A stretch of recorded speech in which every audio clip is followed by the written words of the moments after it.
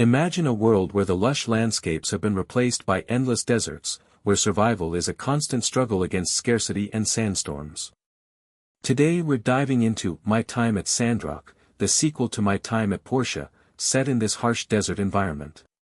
In My Time at Sandrock, players customize their character and begin life in a post-apocalyptic town where the infrastructure is crumbling. The game, developed by Pathé Games and published by PM Studios and Focus Entertainment, offers a unique experience set in early access.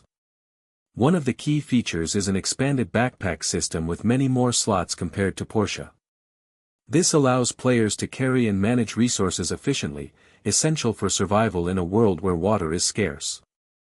Another significant feature is the customization of chests, including renaming them and sorting items directly into these storage units.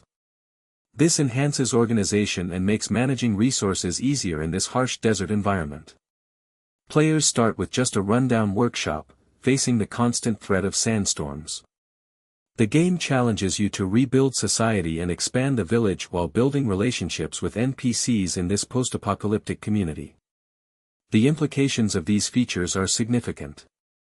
They not only make gameplay engaging but also deeply immerse players into the world of Sandrock, where every decision can impact survival and rebuilding efforts.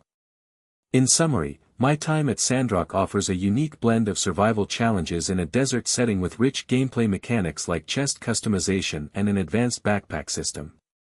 This sequel sets itself apart through its immersive environment and deep player engagement. So, what aspects of My Time at Sandrock most excite you? Would it be the survival challenges or the rebuilding efforts? Let us know in the comments below. Subscribe for more deep dives into video games.